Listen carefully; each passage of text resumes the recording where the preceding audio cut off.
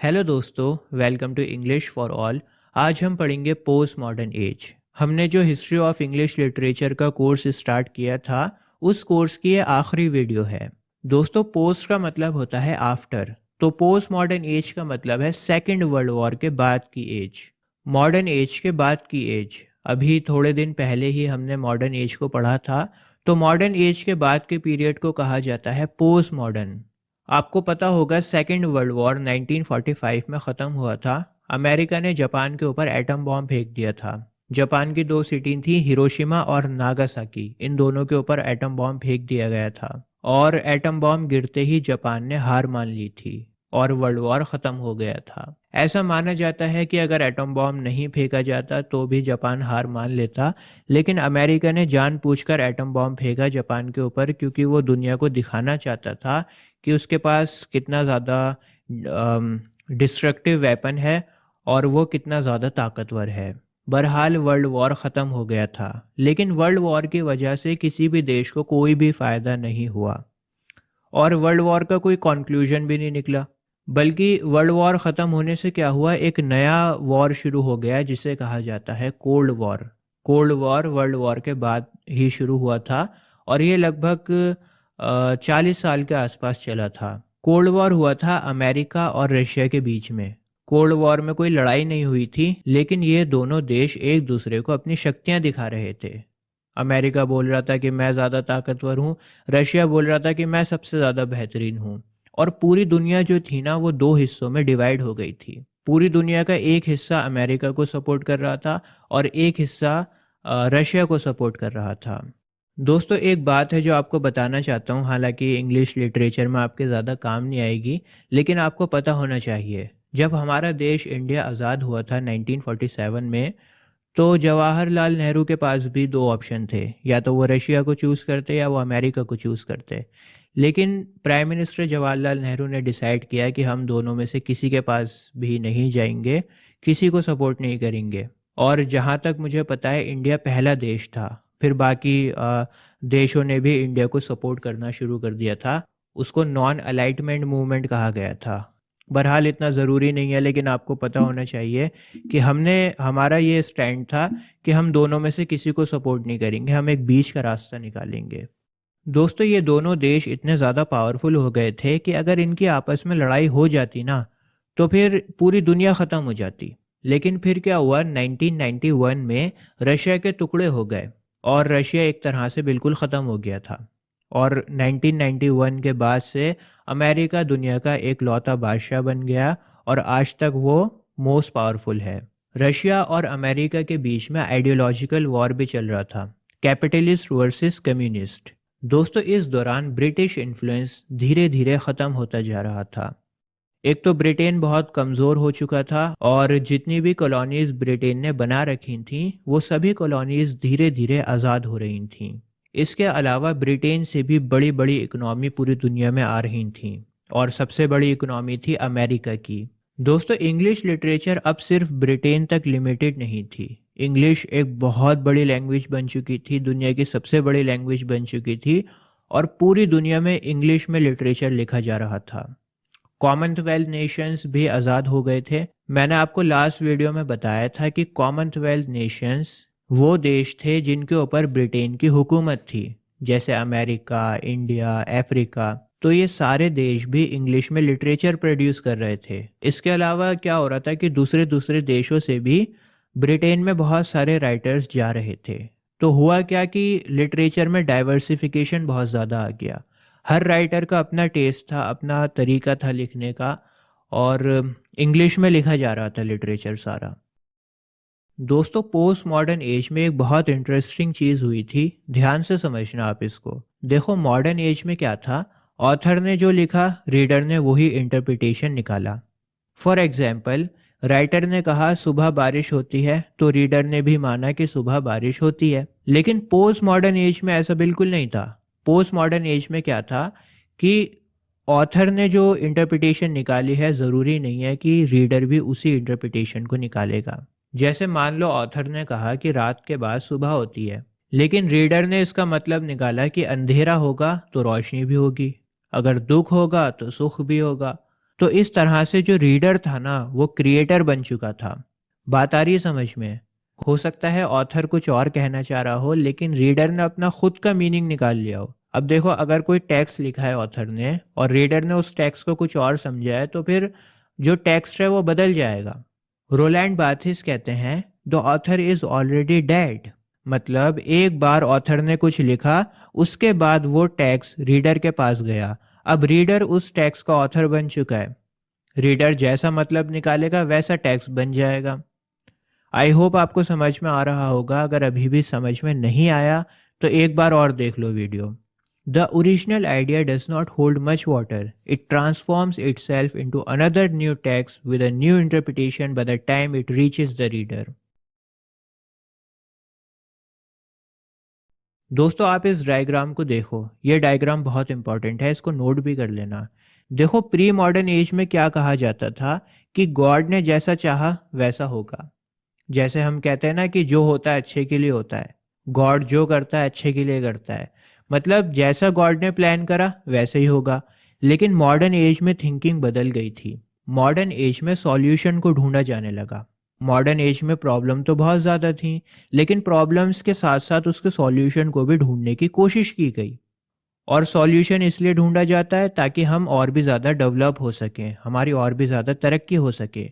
लेकिन post modern as में ऐसा बिल्कुल नहीं था। पोस्ट मॉडर्न एज में राइटर्स ने प्रॉब्लम्स का कोई सॉल्यूशन नहीं ढूंढा। राइटर ने जो प्रॉब्लम्स थी उसी के ऊपर लिखा। जो प्रॉब्लम राइटर को दिख रही है उसे कोई मतलब नहीं है कि इसका क्या सॉल्यूशन होगा, कैसे हमारा भला हो सकता है। उसने जैसी प्रॉब्लम थी वैसे ही उसी प्रॉब्लम को लिख दिया, बल्कि जो प्रॉब्लम थी उसको भी थोड़ा सा और उलझा कर लिखा है। जैसे अगर आप वेटिंग फॉर गोडो पढ़ोगे सैमुअल बेकेट का, ये वर्क इतना उलझा हुआ है ना, इतना उलझा हुआ है कि आपको एक बार में समझ में ही नहीं आएगा कि राइटर कहना क्या चाह रहा है। आप खुद कंफ्यूज हो जाओगे। तो यहाँ पर प्रॉब्लम जैसी है उस प्रॉब्लम को वैसा ही दिखाने की कोशिश की गई है। वेटिंग फॉर गोडो में बताने की कोशिश की गई है कि हम लोग जिंदगी में अच्छे दिनों का इंतजार करते रहते हैं। हमें लगता है कि कल बेहतर होगा, कल हम खुश होंगे, तो हम इसी तरह इंतज़ार करते रहते हैं कि अच्छे दिन आएंगे, अच्छे दिन आएंगे, लेकिन वो अच्छे दिन कभी नहीं आते और इंतज़ार करते करते ही हम एक दिन मर जाते हैं। और जो टेक्निक इस वर्क में इस्तेमाल की गई है उसे कहते हैं एब्सर्डिज्म। एब्सर्ड ड्रामा के बारे में मैं आपको थोड़ा सा बताता हूँ, बहुत ज़्यादा इम्पॉर्टेंट है। दोस्तों, एब्सर्ड ड्रामा शुरू हुआ था 1950s में, और मैं आपको बता दूं एब्सर्ड थिएटर हमें बताता है कि लोग कितने ज़्यादा तकलीफ में हैं, कितना ज़्यादा अकेले हैं, कितना बेबस और बेसहारा हैं। लोगों को खुद समझ नहीं आ रहा कि वो क्या करें। उन्हें खुद नहीं पता कि दुनिया में क्या चल रहा है। लोग खुद बहुत ज़्यादा कन्फ्यूज्ड हैं और इसी वजह से एब्सर्ड ड्रामा भी कन्फ्यूज्ड है। एब्सर्ड ड्रामा में आपको कोई भी प्लॉट नहीं मिलेगा, कोई भी कहानी आपको नहीं मिलेगी।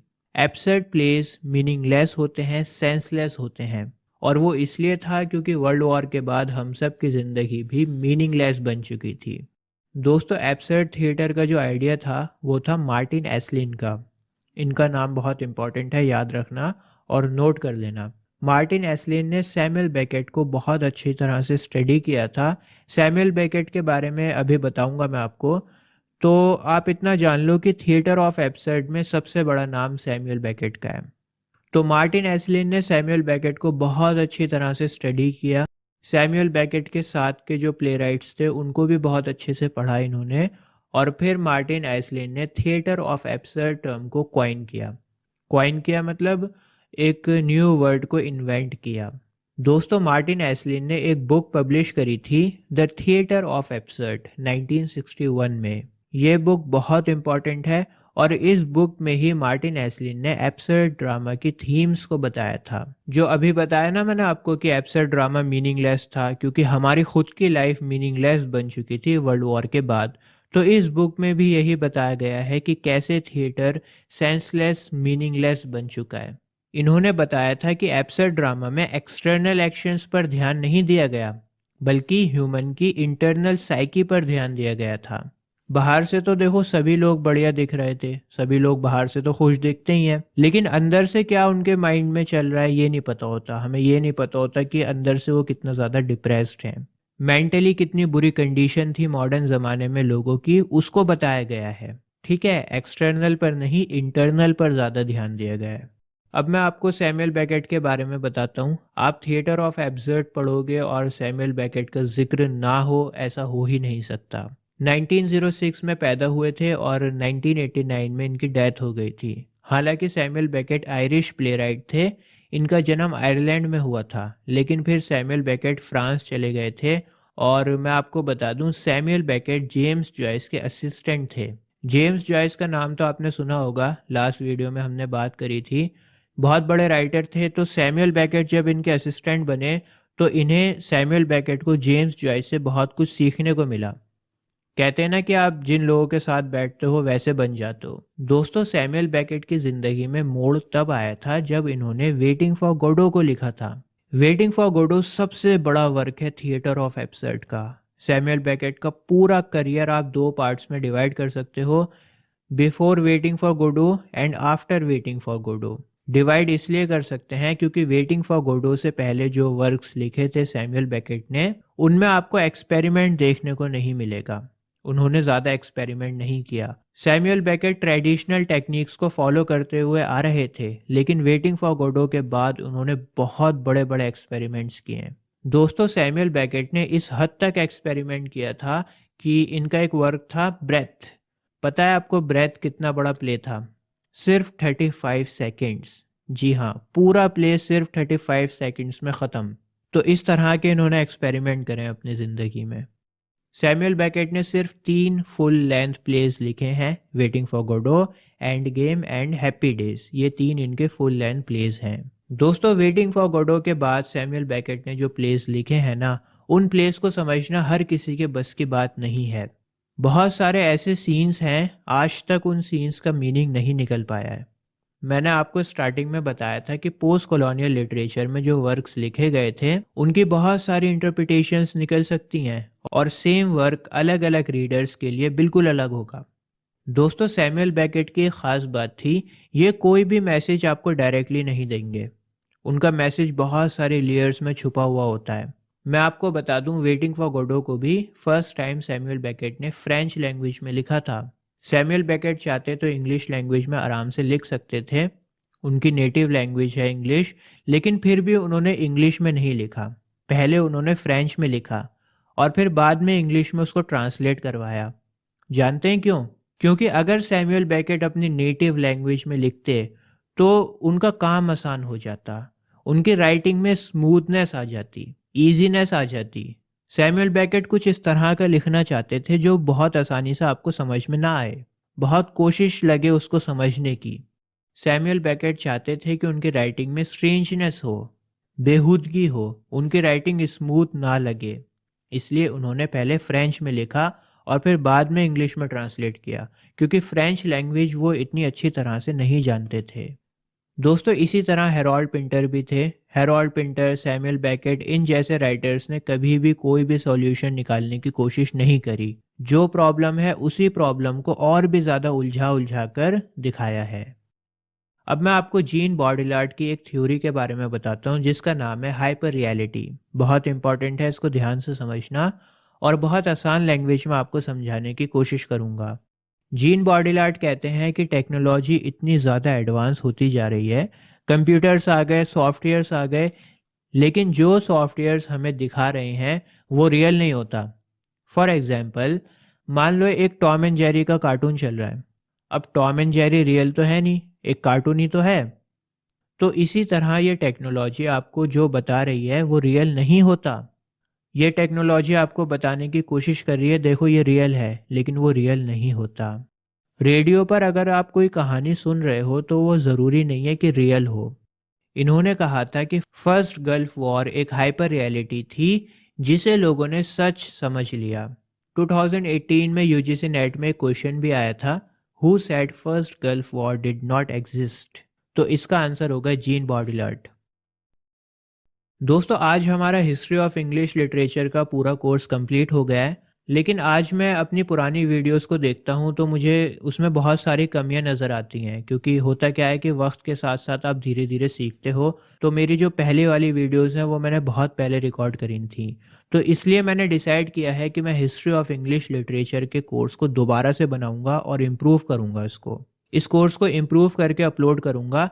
लेकिन इस बार क्या होगा कि मैं सारी वीडियोस को पहले रिकॉर्ड करूंगा और फिर अपलोड करूंगा, ताकि आपको डेली एक एक वीडियोस मिलती रहें, आपको वेट ना करना पड़े ज़्यादा। तो आप मुझे कमेंट्स में लिखकर बताओ कि मैं कैसे अपनी वीडियोस को और भी ज़्यादा इम्प्रूव कर सकता हूँ। आज के लिए बस इतना ही। जय हिंद।